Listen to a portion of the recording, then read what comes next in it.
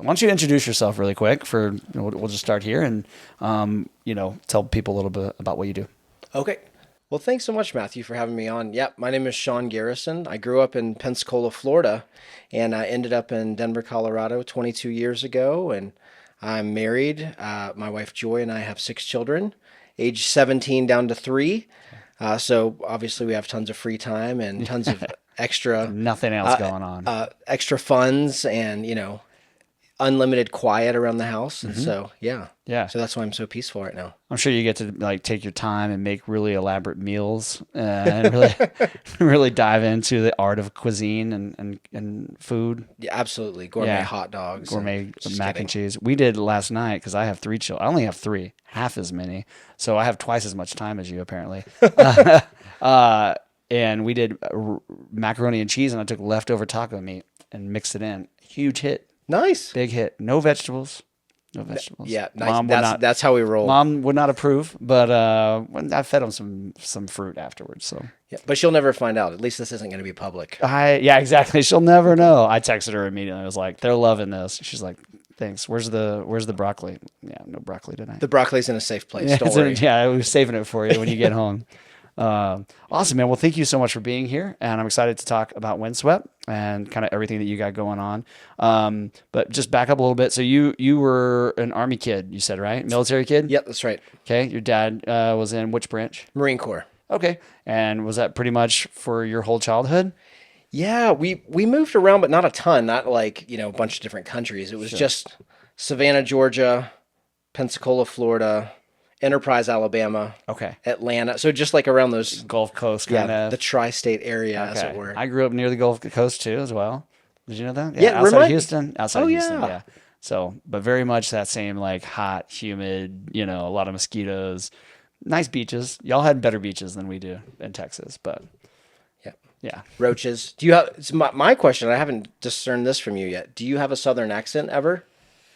I've been out of Texas for all my family has like a really thick Southern Texas accent, like very thick. But I do not. Most people don't even know that I'm from Texas because I don't know if it was a little bit intentional, but also there were just like certain words. My wife is from Texas, but she's from Plano, which is like, kind of a little uppity, and she does not have a Texas accent. So she would make fun of me along the way of certain words that I would say, like "get the shopping buggy," and at the Piggly just Wiggly, certain words, and she made fun of them. So I don't say those words anymore. That kind of brought out that. So I've kind of lost it. I've been out of Texas for like 12, 13 years now. So yeah, Gotcha. 12 years, something like that. Gotcha. So it's slowly faded as I left and spend less time in Texas. But if I go back and I'm hanging out with my family, it comes back. What about you?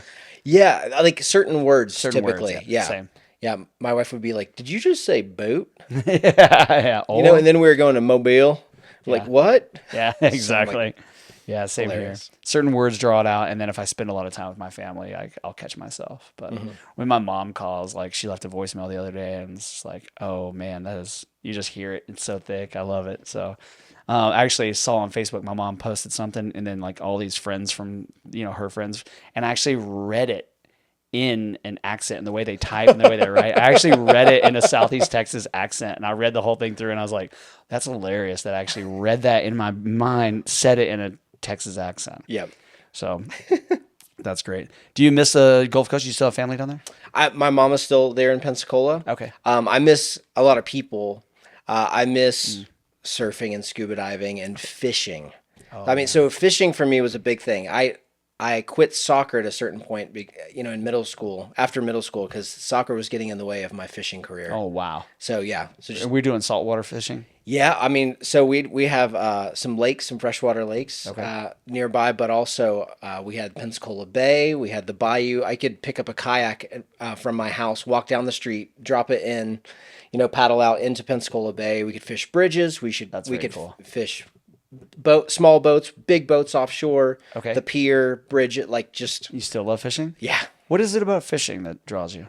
I think it's because you have to try to explain to other people. They're like, fishing to me sounds boring, like sitting down and nothing happening. Yeah.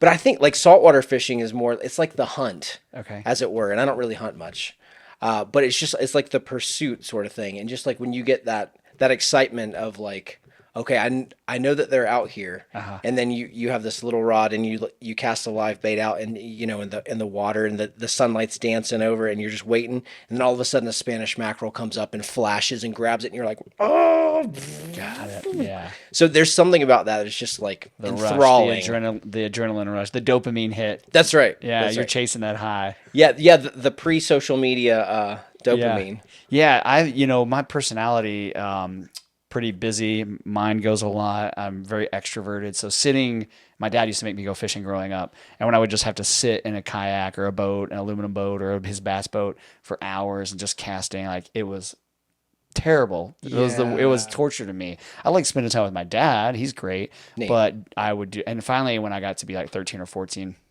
we would fish and we'd play golf.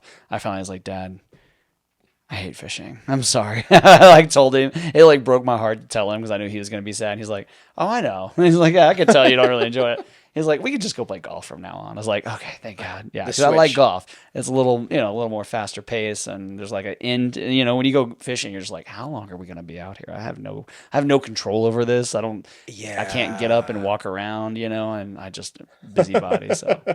Speaking of personality types, I know you've started a lot of things, and you said that you don't have time to kind of do everything that you wanted to. Do you know your Enneagram type by chance? I don't. I'm curious. Okay. All right. I don't know either. It all comes down to kind of your motivations and your fears, what you're Enneagram. But I'm an Enneagram 7, and one of the traits is that we start a lot of things, and we have a lot of like good ideas that we get going maybe, and then don't always execute, finish through because we are on to the next fun thing. And I was like, you kind of were saying some of those things. I was like, he sounds a little bit like an Enneagram 7 a little, but I'll have to check it out. yeah, well, we can talk about it later. It's pretty interesting. It's really helped me as a parent and as a spouse and like with my family, just understanding people's fears and motivations and how I can like be a better husband and be a better father and be a better friend, and understand why people do the things that they do and say the things that they do, and it helps me understand them better and be more sympathetic and empathetic, I think. Totally. So I like it for that, but nice. Anyways, we don't have to talk about that. But well, let me be vulnerable with you here.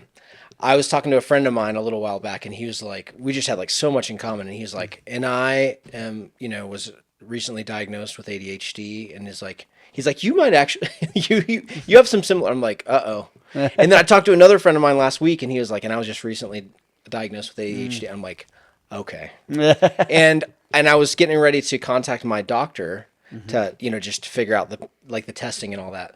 But I got distracted. Yeah. Yeah. You have a hard time focusing. So I would think that if I didn't understand my Enneagram, my personality type, I would probably think that I was ADHD.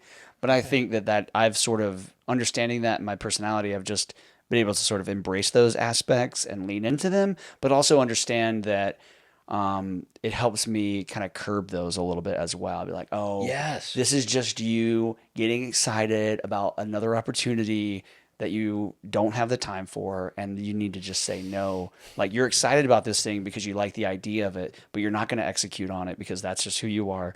So you just need to say no, and you know what I mean, and not do that thing. And it's okay. And it's like, my wife is an Enneagram 1. She's much more like of a homebody, very content to like be by herself. And I always want to be social and be with people. But I think it's really helped us balance each other out. She helps me balance, she's like, you are going too much and doing too much, and you're going to get burnt out and you're going to get sick. You need to slow down. And I'm like, you need to get out and you need to have more fun. You know what I mean? Because she will just sit at home all the time by herself. So, and that way we balance each other out a lot. So Enneagram, that's an Enneagram tangent. We don't have to go on, but I want to hear more about Windswept. So when did you start? What was in Windswept Trek? So you have kind of three things going on, that's right? What are the three branches of your nonprofit? May I go back just a little bit and set the stage? Please do. So my whole life has been ministry. So I was born and raised in the church, and my faith came alive as a punk teenager. I was getting in all sorts of trouble, like terribly depressed and all that.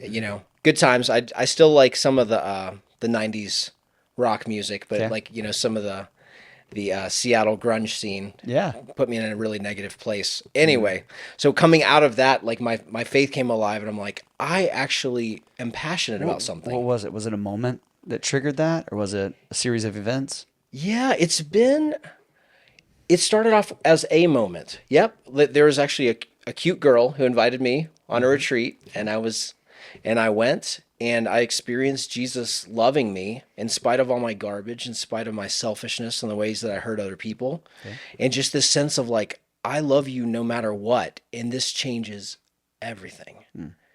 And so like, and of course, like we're still fallen human beings and change comes slow in some ways.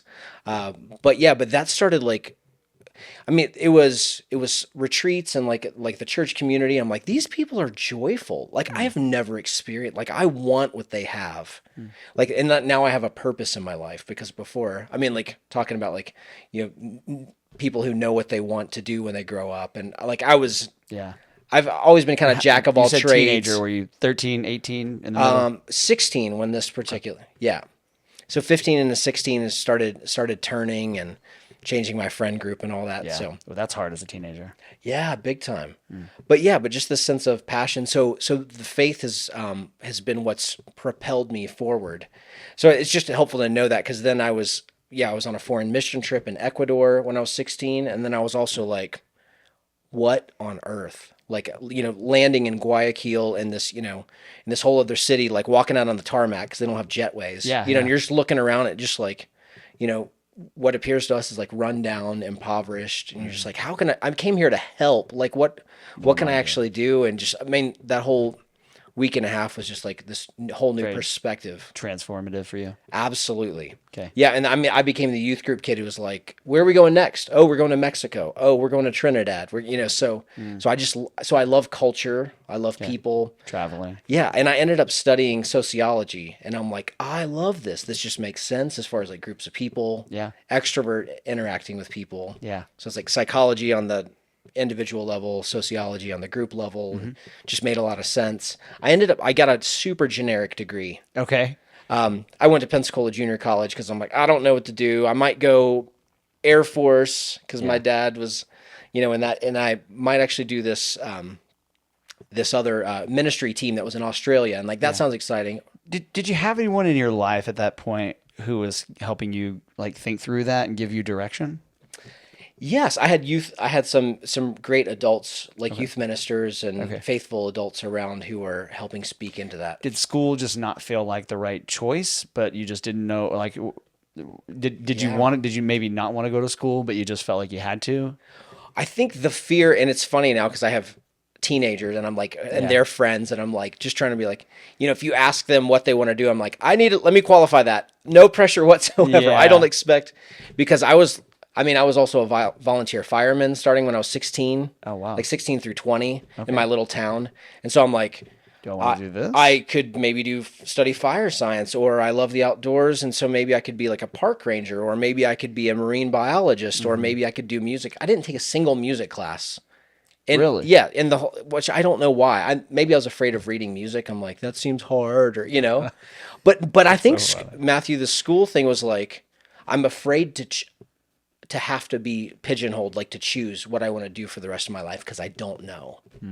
Because you want to do it all. Yes. Yes to everything. I think you might be an Enneagram 7. Okay. Yeah, so that's crazy that you never took any music classes. So, but you got so did you have a different major when you started, and then you just jumped around so much, and they're just like, "Hey, you got to finish this, and I can get a generic degree"? Yeah, so I took my first sociology class, and I'm like, okay, this is helpful. So then I transferred to Florida State, and I'm like, as a sociology major, and then somebody in the department was like, "Hey, we actually have this big mix." This is funny that you're saying do everything. And be like, we actually have this interdisciplinary social science degree that you can choose like primary, secondary, tertiary emphasis and all these. So I ended up you can do a little bit of everything. Yeah.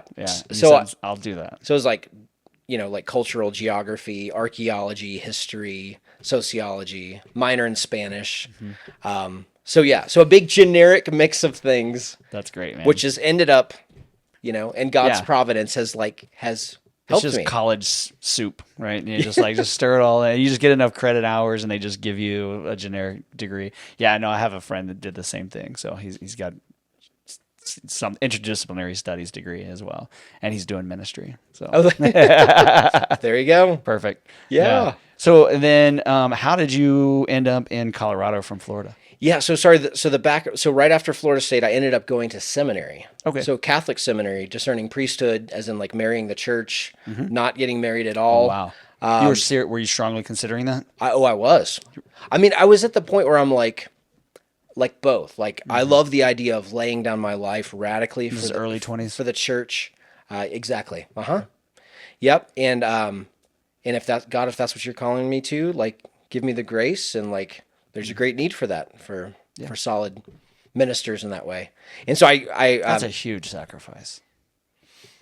it is, but like how much the world needs like a countercultural sort of witness to be like, we're actually, here for a brief time, but then I'm living for another world, and my entire life is exuding love of God and joy, and like almost living the marriage feast of heaven right now.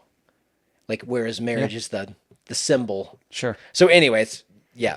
So I was considering that. I was probably halfway through the year. I'm like, I love learning about all this stuff. And it was South Florida. So it was like guys from Puerto Rico, Cuba, Venezuela. I was learning Spanish more and making a lot of mistakes, and be like, that's a bad word in Mexico, but like, no, it's fine in Puerto Rico. And I'm like, I can't win. Plus liturgy, spirituality, theology, philosophy, all this. I'm like, I love learning all this, but there's just like a tension in my heart. Something's not right. So I discerned out, came back home, and I was applying to youth ministry positions because I'm like, okay, what next? This is something I can be passionate about because I've seen how it's changed people. Yeah.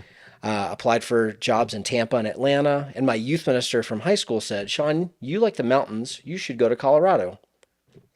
And I was like, what? I've never been there. I don't know. Like, it ended up being like a very, what I'd consider a prayerful, a prophetic word. Because I ended up applying, getting a phone interview through the Archdiocese of Denver.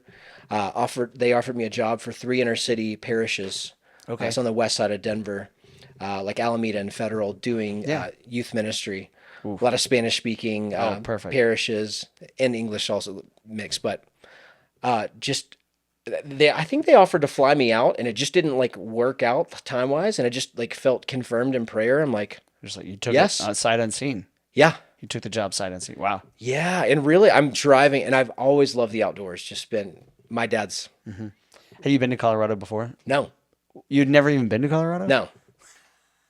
That's crazy. Okay. And I ended up found out that I knew one person living here, and he's like, I'm just going to tell you one thing: pack up everything you have because you're not going to want to leave. And he's not even into the outdoors like nearly as much as I am. And so anyway, so I'm like driving out here, and just this with a sense of like, I don't know where I'm going to live, or if I'm going to make enough money, or any of that. Do you remember that when you were moving here, driving in and seeing the mountains and being like, I get to live here now? Yes. I do too. Yeah, tell me about your experience. Oh, well, we moved here I had been to Colorado several times before then, but when you have everything that you own in a U-Haul and you're driving and you see those mountains for the first time, you're like, and the sun was starting to set, and we pulled over to have some dinner, and we were in Colorado Springs somewhere, and we're just like looking at each other. We're like, we live here now. Like it was summertime, and it wasn't super hot. It was just like the sun was starting to set, and it was cool, and you could see the mountain. And I just remember being like, this place is magical. I'm never ever leaving here again. Like this is going to be our home forever. So, wow. Yeah. That's amazing. Yeah. I just remember, I'll never forget it. We pulled over and ate at Good Times, and just sat in Good Times, and it had this amazing view, and we just sat there, and I was just like, this is incredible. I can't believe that that we live here now, because it was just so flat in Texas. All you can see is pine trees, Gotcha. So, yeah. I remember that moment. It's one of those things I'll never forget. So, yeah. So I was in the midst of me, like all the unknown, and like, I don't know where I'm going to live, or like anything. Well, I didn't know anything. And then, I'm driving up over Raton Pass, so from New Mexico over into Colorado. It's a little bit mysterious because off to the west is like, kind of dark clouds. And then I'm listening to this. So this was 22 years ago. I was listening to this Christian artist named Stephen Curtis Chapman, and there's a song called Speechless. Okay. And it's like this, and the song is like super full. I was like, orchestral, like Okay. strings and all this. Big So build. it's like building up to this like climax of the song, and it just and like it says like I am speechless, and like I'm seeing like the mountains to the west. I'm seeing all the storm clouds, and then I look over to the right, and the sun is like illuminating all the like this golden grass, and there's a double rainbow at that moment. So We I'm had a like, double rainbow the second night we were here too. Isn't that great? okay, Yeah, that's crazy. yeah. So That's beautiful, man. Yeah. how the Lord uses those external things. You're like, it is unlikely, improbable that all these things line up, but I know that you're working. You're reaffirming. Yeah. So That's beautiful. yeah, so that's, and then of course I'm pulling into the inner city with my like new Nissan Xterra, and I asked an older priest greeted me, and I was like, "Do you guys have problems with break-ins?" He's like, "Yeah," and I'm like, "Oh my gosh, what have I done?" And I'm like driving in, I'm like, "Are those housing projects?" So I'm like, "What?" So there's a lot of unknown and Your, like fear your house is and 2 blocks away. You're like, whoops. yeah, but the perhaps the most significant thing for me is that my friend who was working at a church in Littleton was like, "Hey, if you come out here, you have to be out here by August 19th, 2001, because our church is actually renting out Red Rocks Amphitheater to have an outdoor mass." So like we're like two big like people at different service times like don't know each other. We're just gonna have one big gathering, like 6,000 people. Wow. And I met my future wife on the steps of Red Rocks No way. after that mass. Oh my gosh. With 2 days after arriving here. Oh, wow. Coming out of seminary into the big unknown and Okay. like not knowing like Did someone introduce you, or did you just see her cross? You're like, I got to go talk to her. Yeah. Speaking of double rainbow, right on top. That's right. No, somebody introduced me. Okay. Yeah. With the intention of like, you two might hit it off, or just. No, actually my friend was interested in her at the time. Ah. And I was dating somebody long distance in Florida, so Gotcha. so life's never quite Doesn't that go- clean. Yeah. It never does. Yeah. That's So cool. anyway, so that's a little bit of how I got here starting ministry. Okay. And then, so how long did you do that youth ministry position? 2 years inner city, 2 years in North Glen, 2 years in Littleton. Okay. Did they move you around, or did you want to get moved around? I mean, sometimes like like relationships with pastors work or don't work, and sometimes Sure. personality, and it's like my own immaturity and failure. Like I mean, it's a big mix of things. A lot of variables. Yeah, and like differences of vision or whatever. But Okay. so in 2007, I was leaving parish ministry, and a friend of mine was like, "Hey, I just joined this organization called Focus, the Fellowship of Catholic University Students, which is a lot like Campus Crusade." Yeah. Campus ministry. He's like, "You should consider joining." And I was like, "I will." And Lord just paved, all the details, just made it. And even though missionaries have to fundraise their salary, I'm like, that is the thing that I don't want to do. Yeah. I've had to fundraise for all these mission trips. And Yeah. I was considering long-term foreign missions after seminary, actually, Okay. which would have had me in like Mexico or Thailand. I'm just Yeah. because I love people and culture and language and landscapes and all that, and that was just an enthralling thought. But yeah, and so I ended up fundraising anyway. So you went to work for Focus? That's right. Okay. And you were doing college ministry. That's right. And so I was on campus. That feels like a natural progression from youth to college to adults. So, Yeah. Yeah. Middle school, high school. Yeah. That's I mean, totally that's how it just kind of works naturally. It's pretty organic growth, I feel Yeah. like. exactly. So, know a lot of youth pastors who started off, pastors who started off doing youth ministry and then went to like college ministry or family young adults ministry, and then went on to become a lead pastor as they matured and got older. It's like a natural progression, it feels Yeah. like. So Yeah, exactly. So I was on campus leading like small group Bible studies, one-on-one kind of discipleship, mentorship Okay. at School of Mines and a Yeah. little bit at the University of Denver. Okay. And doing music ministry at the time. And then the organization after a couple years. And so what I didn't mention, I started playing guitar when I was 15 as a punk kid. Yeah. Because I was like, they said they need help with music, so I'll lend my skills. And we're like at, practice, and I'm like, how do you play an E chord? I'm like, I learned so much like informally, like just from. Well, that takes courage to get to be willing to play in front of people and not be very good. Courage or ignorance, I guess. That's Yeah. right. Complete obliviousness. Yeah. What was the impetus for like starting to play guitar? Was there like, oh, I could get chicks, or you just wanted to be, I just think other people think this is cool, or you just like felt like musical inside of you? No, I don't. My family's not musical, and there's just the kid down the street. We were in the same grade. Uh, he started playing guitar, and so we'd like sit in the same room and like trade off using the same guitar. I mean, Oh, like cool. figuring out Nirvana riffs Uh-huh. and things. You know, I Yeah. like Counting Crows, Metallica. You know, like those are some of the Cool. first music books that I got. And but our he was at the Methodist church and I was at the Catholic church, and we do you remember something called the See with the Pole Yeah. Oh rally? yeah. Yeah. Yeah. Okay, did you guys do that at school? Oh yeah. Yeah. Neat. Absolutely. Texas. Heck yeah. Oh Bible yeah, Belt, baby. yeah, absolutely. It was a Yes. big deal in my school. So was it a once a year thing? Gosh, I want to say it was like once a semester, but it might have Okay. been once a year. But yeah, it was at least once a year. But definitely, at least once a year. But I think it was we did one every semester maybe. I don't know. Okay. Yeah. Yeah. So I think it started off as a once a year thing at our school, and then we're like, oh, there's a like a need for this, and so we started doing it every week. Oh wow. Cool. And but my friend Kevin Willman, like he would like play one song in front of the flagpole, and then like he'd hand it off to me, and I'd play a song, and like Okay. so anyway, so that was part of it, and yeah. So when I was 15, and but really, and I started songwriting like maybe 7 years after that. And then I was in seminary, and part of leaving seminary was like I feel called to use this gift of music, and like I just have a passion for creating, Yeah. you know. And so and then I started leading worship. So fast forward, joining Focus after a few years, they're like, "Oh, you play some music. Why don't you? Can you lead for You're like a little bit. like for I don't know if you know this. I actually played for C at the Pole when I was 15. nice, yeah, Yeah. That's cool. yeah. So I'd play for like smaller events, like staff training in the summertime, and then they were like, "Can you actually lead for our national conference coming up?" And I'm like, "There's like 3,000 people." I'm like, "I guess I don't know what I'm doing." And so I was trying to gather like other missionary musicians, around to build a band, and we did, and it was amazing. That's cool. So I actually led for that, what became known as the Focus Collective for like about 9 years. Oh my gosh. Which grew to big. like That's big. That's a lot of people. 10,000 people, in different cities, and like absolutely, it was like the highlight of the whole year. That's cool. And just not just playing, not just jamming sort of thing, but like Right. really Leading worship. and seeing people respond and seeing the Holy Spirit move and impact people. And I mean, people like years later would be like, "Wait, did you lead for that event in Chicago or San Antonio?" That night, that was the moment Oh, that's that my entire life Wow. turned around. That's very powerful. Yeah. Yeah. That's very cool. I like that. Yeah. So sorry, this is just a big mix of things. So Nah, this is how this works.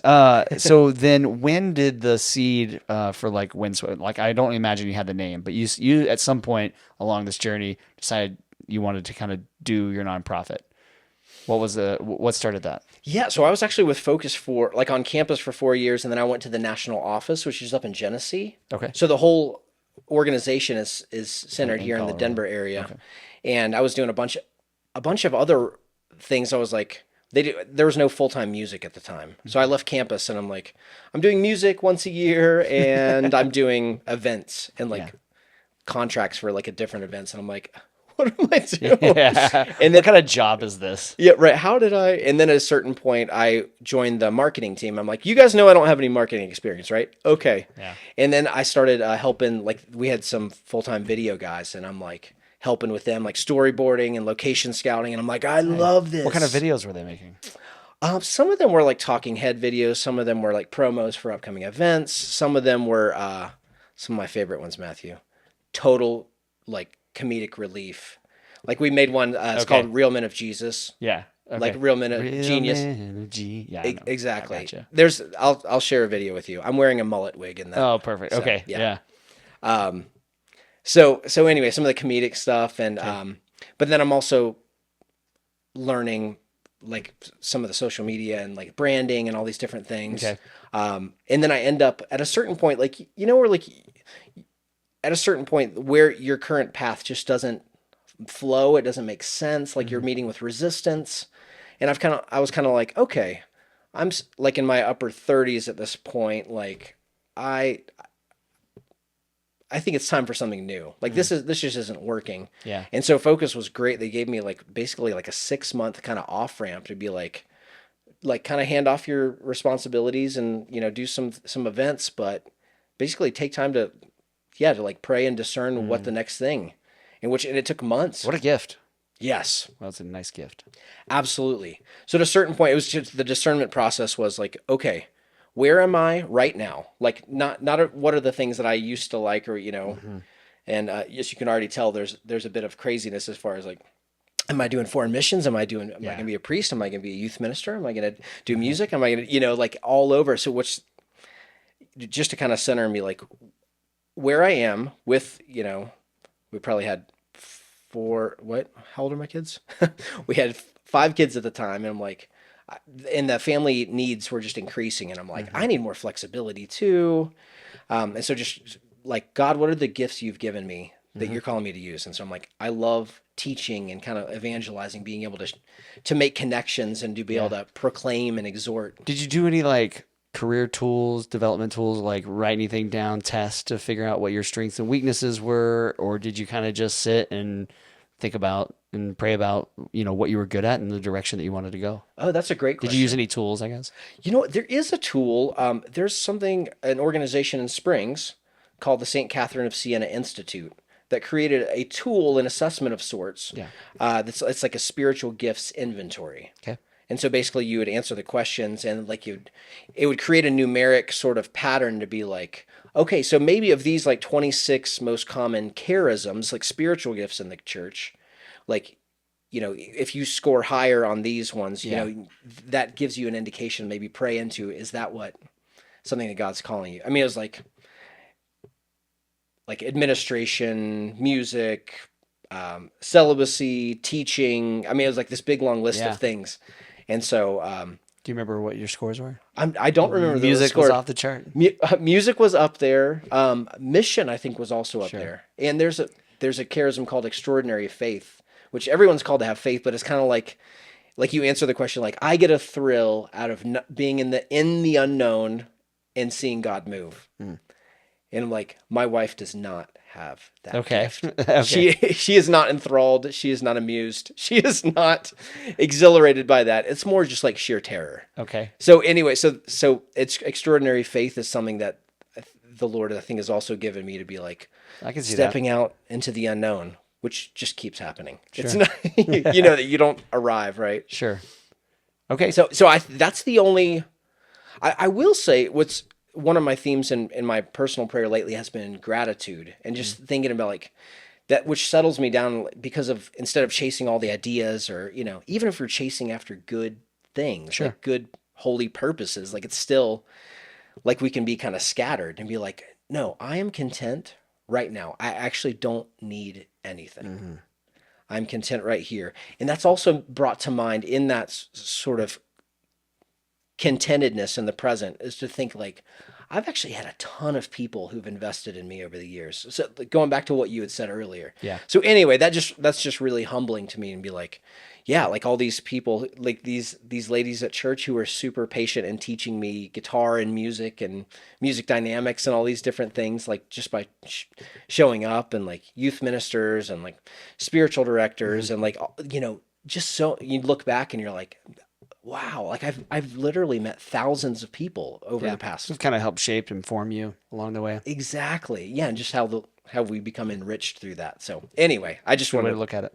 Yeah. I like that. Okay. So then you have this 6-month period from Focus where you're thinking about the next steps. Yes. And then what? Yep. So I was thinking about the gift when I was a youth minister. I'm like, I miss that, like being in front of people, sharing my faith, and like seeing that like sort of contagious joy catch, and like seeing that look in people's eyes and being like, yes, this is the fullness of life that Jesus was talking about. Like, not, mediocrity, but like there's something more. That's what the human heart is made for. So teaching, and then I like worship music. So I'm like, okay, maybe I'll go, like I can travel to different churches and, do some speaking and some worship music together, even if it's a single night. So kind of parish mission. So I was doing that. And then because of the experience I had with the video team at Focus, and I'm like, I feel called to do that. So, but the other key piece is that our team, the different teams at Focus at the headquarters, we would have like 30 minutes as a team to go pray at the same time. So, so it's kind of like there's just constant prayer going. So I walked in for my 30-minute prayer time. I walked out an hour and a half later, after the Lord had just like revealed this video series that was filmed all over the world. There was like kind of a mix of like Planet Earth meets travel adventure video. And in the Catholic world, there's a guy named Bishop Barron, and he created this Catholicism series. And like, it's just amazing because he's like, Okay. here's what, he's like filming in the Holy Land. He's filming in Oh Rome. wow. In like, so it's not like, oh, I think it's kind of like this, and be like, no, this is what the Sea of Galilee looks like Yeah. right here.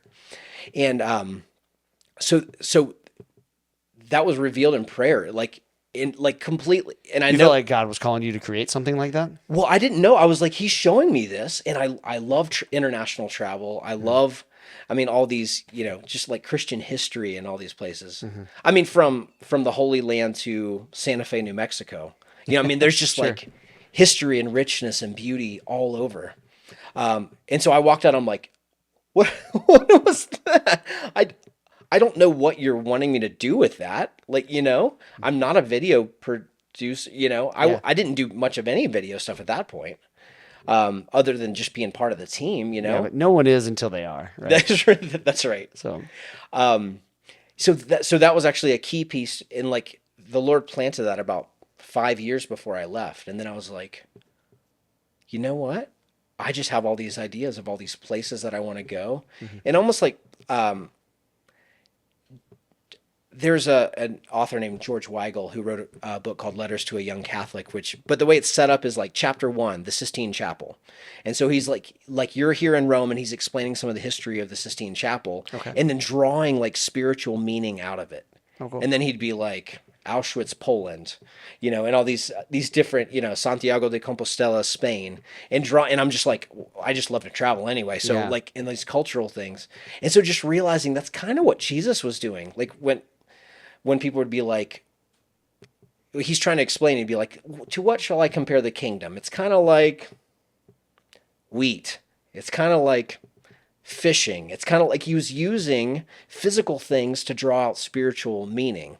So all of this is, kind of bouncing around my head, and I'm like, I feel called, like I have all these ideas of places to go film and like to create videos.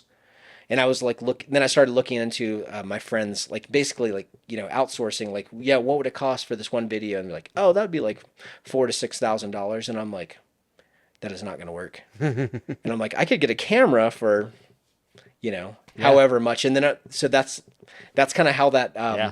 that steep learning curve started. And like, okay, I guess if I had the right tools, because I am already a photographer, and I already like know like camera angles, depth of field, Yeah. Composition. exactly. Yeah. You're like, I know how to make this look good. I just got to figure out the camera settings. The video settings are a little bit different, but Yes. Yeah. And not to mention audio and then like Sure. editing. So anyway, it's been a lot. Yeah. So Windswept started as Windswept Missions and Films. Okay. So those two things. And so I've been doing those for about 5 years, and then like just filming natural beauty all over the place. The Tetons in Wyoming. And as part of that, I felt called to, there's a video story I wanted to film down in the Florida Keys. So in John Pennycamp National State Park, is that right? Just off the coast of Key Largo, Okay. there's the statue of Jesus underwater called the Christ of the Abyss. Oh, cool. I've never heard of this. Yeah. So anyway, I won't. Why is it underwater? It was off the coast of Italy. Okay. This family had placed this statue underwater as part it's like a national marine reserve. Okay. So that when people snorkel and dive, like it's see it. down. Yeah, it's kind of a unique thing. But anyway, they gifted this in like the 1960s. Okay. Italy gifted this to the United States. Very cool. And they planted it underwater in this marine reserve, like surrounded by coral and. That sounds beautiful. So anyway, I ended up going down to. I started getting back into scuba diving, which I'd been certified when I was 15, and so. Okay. So the Lord just paved the way for me to be down there and like film underwater and That's cool. So anyway, yeah, learning curves galore but definitely an immense adventure.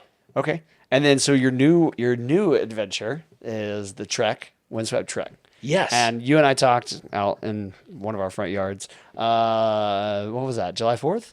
Oh yeah, Yeah, July 4th. absolutely. And I was very intrigued by this because I think it really resonated with me. Just talking about your passion for the outdoors and how families need to be outdoors and together more and creating intentionality outdoors with the family. I think I was thinking through like all of my favorite memories with my family, with my kids, even with, my parents. Everything's outdoors. Like you Huh. just outdoors just creates memories. And I'm like, what is it about, in your opinion, I guess, what is it about the outdoors that is so magical? Yeah, I think I grew up. I think my parents took me camping when I was like 6 months old or something like that, and Hmm. uh, my dad was like, so living in Florida, like we were always like at the beach, and like Yeah. he was a surfer, and like we'd like boogie board and like do Hmm. all this, and we'd hike, and I got into rock climbing when I was 16, and yeah, and I really started getting into landscape photography when I think I got a camera when I graduated high school. Okay. It was like getting into black and white photography, and so I became a camp counselor in 1998 on rock climbing staff up in North Carolina. Okay. And so this like becomes like a big mix of like, okay, this is youth ministry, and this is my passion for the outdoors and just exploring and all these things. But I think I realized that there's something about the outdoors that's healing. Okay. I mean, especially like now when we're like when so much of our lives is artificial, it's Hmm. man-made. It's like all I'm seeing is like my phone and a computer screen and like the car in front of me and Yeah. TV. right, Right. and like which is probably why so many of us are so agitated and like Mm. but then contrast that experience driving through downtown Denver in rush hour Yeah. versus, driving up into the mountains and then you're like, Mm. here's this gorgeous aspen grove, in the fall in like peak color, like Hmm. golden It's with the always the creeks. It's always the running creeks, babbling brooks for me. is it Oh okay? yeah, any sort of running water, man, it just calms the soul. Just Yeah. just like I breathe, I just take it in. The sounds, just the vibe. Like me and my kids, if we can get in a creek somewhere and throw rocks or build a dam, like that is like all my favorite memory. I'm gonna get emotional thinking about me and my kids this summer. All the dams that we built. Yeah. It's magical, man. Yeah. Tell me some more stories. What were some of the highlights for this summer? Our littlest is 2, and so we want to go faster and bigger, on hikes and things, but Right. it's just you have to kind of go his pace.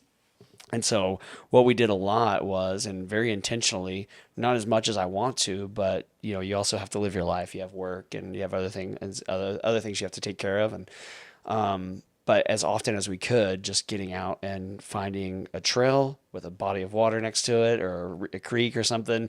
And we just hike out kind of as far as the kids can, maybe it's a mile or so. Sure. And then we just bust out snack trays, make a picnic, play in the water for as long as we possibly can.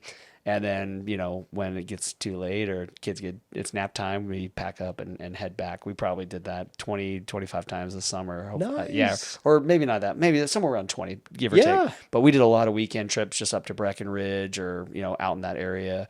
A lot of Dillon Reservoir trips, little hikes around Dillon Reservoir, and just playing on the beach there and stuff like that. So, I don't know. It's just like kind of our favorite thing. It's our favorite way to kill time together. We're not really, we say killing time, but honestly, it's like we're just creating memories and spending Absolutely. quality time together. And we're not on our screens, and we're intentional about the food that we pack and, just time together, just being out in nature. So it lends itself to like good conversations, which I think is a big part of your ministry as well, right? Yes. Yeah, so just to back up, so I had been doing like these other things, the music, the speaking, and also started to feel like I was hitting some obstacles with that. Mm. In terms of, and then my wife works full time now, which we weren't expecting, and that like limited my availability. And I'm like, oh, that's frustrating. And then realized like, oh, I'm creating these video reflections, but like I think was I starting to like assume that I was called to be a YouTuber, and I'm like, that's a whole other thing, Yeah. And I'm like, it takes me a long time to edit these things. Like I Yeah. just, like there's no way I'm going to be releasing things every week or, and Yeah. monetizing and all this. And so I'm like, okay, so that's not it. So it kind of was like a back to like, okay, Lord, what are you teaching me?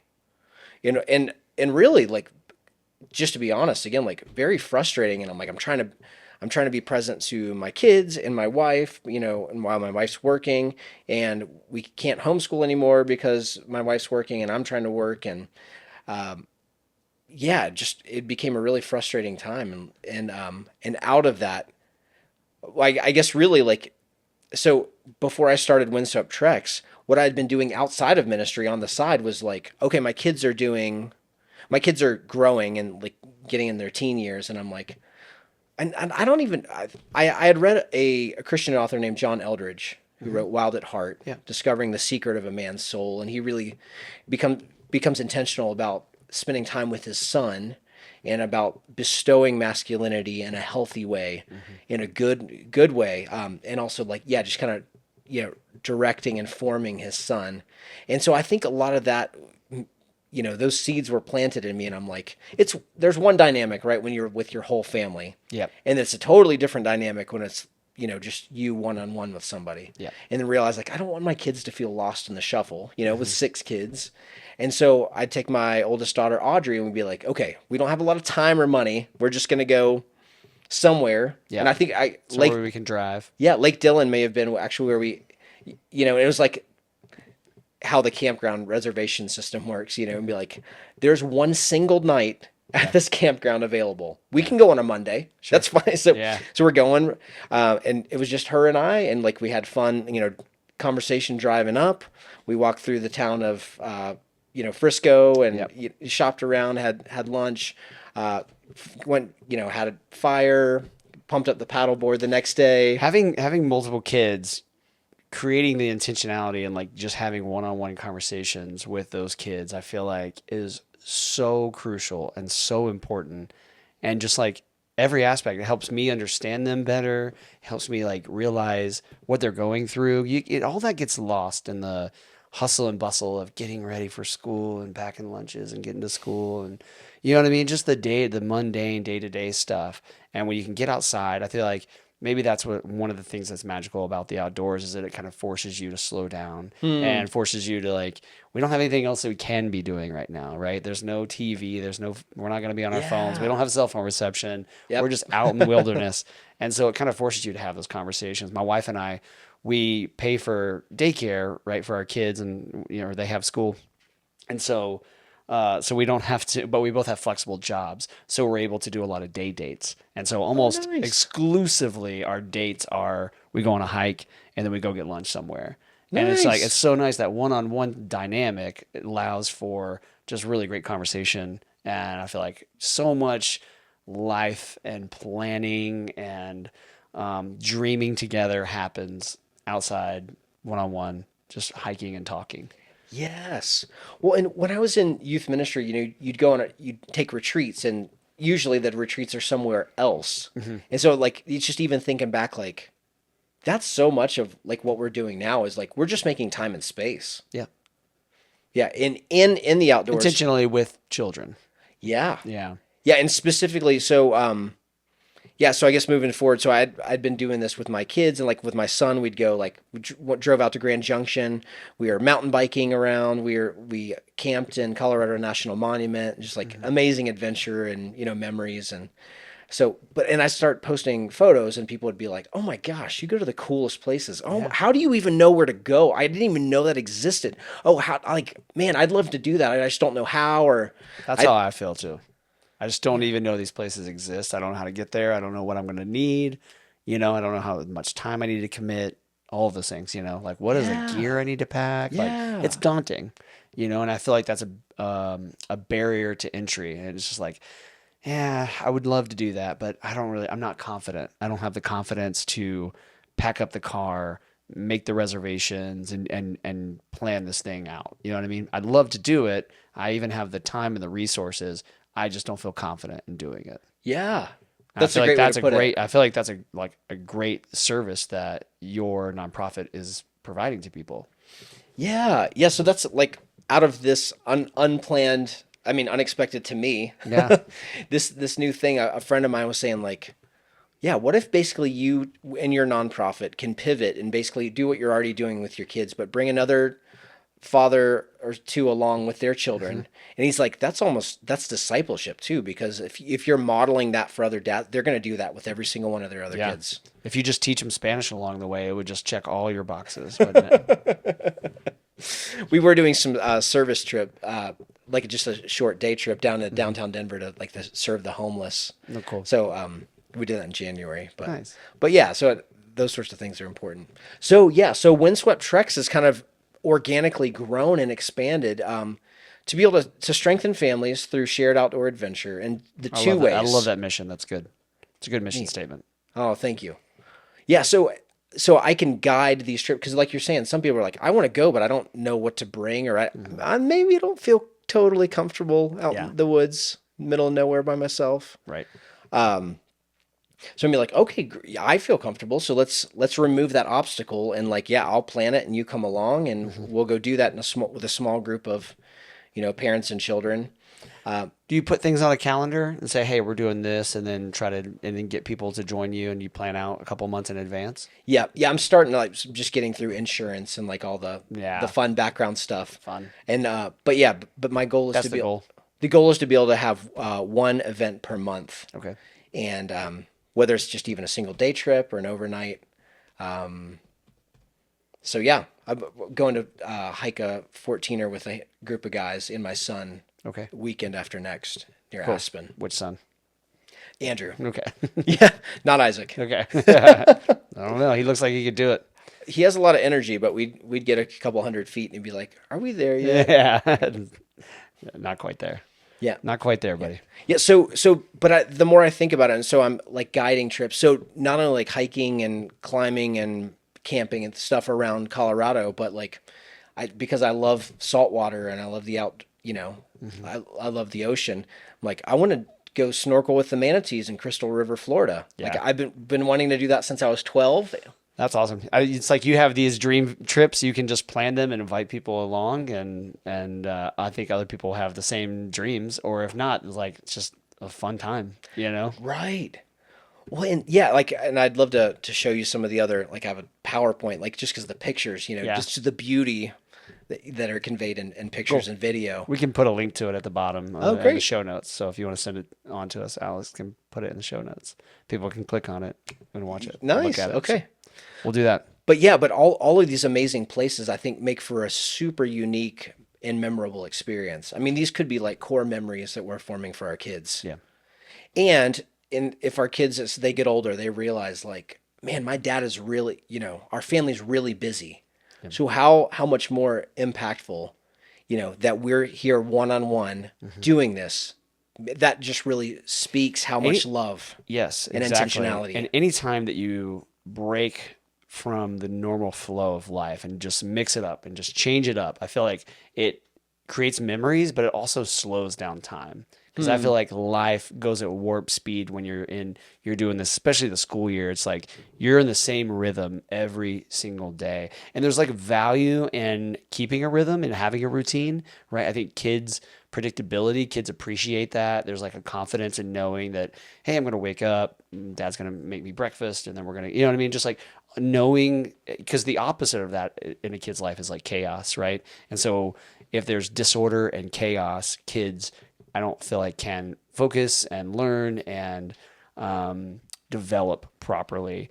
But the opposite of that, if there is like consistency and like they have a safe home and they know that they're going to be fed and they know they're going to have clean clothes to wear and there's a rhythm to every day, that's really helpful for kids' development. But by the same time, when you're living in that, life is going at warp speed. At least to me, I feel like we are just going a million miles an hour whenever, I just wake up and I'm like, oh, we're doing this again, and I go to bed and I'm like, that was it. The whole day's over, like I had so many other things I wanted to do. And like, I just didn't get to do any of the things I wanted to do, and there's not a lot of like built in like fun and adventure. So when you slow that down and you're intentional about taking time, even if it's just on a weekend, a little hike, you know what I mean? Just 15-minute drive or whatever it is, get out on the water, wherever you live, whatever the outdoor thing that you can do where you live, just carving out that time, slowing down, being intentional, And creating those memories, I feel like life for me anyways just really slows down, and I'm able to like enjoy those moments more and create memories. And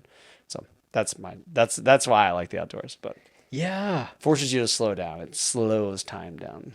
Well, the way that you frame that in terms of kind of a break with routine, I guess this was a lot easier when we homeschooled, because then we can be like, we have all the flexibility. We're going to do an experiential learning. Yeah. We can even take like a big road trip, like when you're homeschooling. That's a dream of mine. I don't think we'll ever homeschool, but I do have a dream of of just going, renting an RV for a month and just taking a month off and just going. So Yeah. I think we could probably pull that off one summer if I can talk my wife into it, but Nice. we'll see. But we used to like do that, and I'd be like, okay, kids, like, get in hiking clothes and get in the van. Like, Yeah. where are we going? Like, I'll tell you later. We'll figure it out. Yeah. I Like, kind of know. Yeah, I know, but I just like, for the sake of surprise. Oh, that's a good idea. Surprising them, so they don't have to feel like they're like, we're in control, or we have to plan this, and be like, no, because, I mean, even on a faith level, like, Yeah. like you and I as adults, we don't know everything. Right. Like, we have a heavenly Father who loves us and is like guiding things and delighting in us, and like has fun surprising us, and be like, when you see your kids be like, The element "Oh of my surprise gosh." is pretty amazing. Yeah. So we don't always do that. We sometimes, Sure. but I think there's a place for it. All right. I think we got to land this plane. Okay. So, where can people find you? How can they get a hold of you if they're interested in going on a trek with you? Yes. So I'm going to be guiding some trips, and I'm also I have a website that's going to continue to grow with lots of information. So, because scalability wise, I can only lead so many trips. Sure. But to realize, like, okay, like, if people are just, they don't have enough time, or they don't know where to go, here's just like a list of resources by state, like national parks, state parks. Here are sample itineraries. If you want to show up in La Jolla, California, and you want to snorkel with sea lions, you park here. You can rent snorkel gear here, or kayaks, go on a kayak tour, walk down to the cove, and then you can snorkel with sea lions, and so just basically to remove that element of planning. So That's cool. So the website is www.windswept.co. Cool. Windswept. We can put that up on the screen too. Perfect. Yep. So that's where a lot of those resources are, and there's a fun promo video, just like that's filmed from all over the place, and Love it. And I think the thing is that we're meant to be beings who are in wonder, like experiencing awe and wonder, and like for me, like being outside and traveling and exploring, and like that just ignites almost like a childlike, like a lot of my dreams are tied up in this. And so I just hope that this can be a great resource for parents, helping busy parents to be more intentional, and just to love on their kids and help show the love of the Father to their kids. I think it will be, and I'm a big believer in what you're doing, and I look forward to using your website. So I think it's a great idea. Definitely something like that we need. Our culture needs this, and I think anything we can do to help spread the message is good. So Awesome. thanks for your time, man. Thank you so much, Appreciate you Matthew. being here. Yeah, man. Cool. All right. Peace.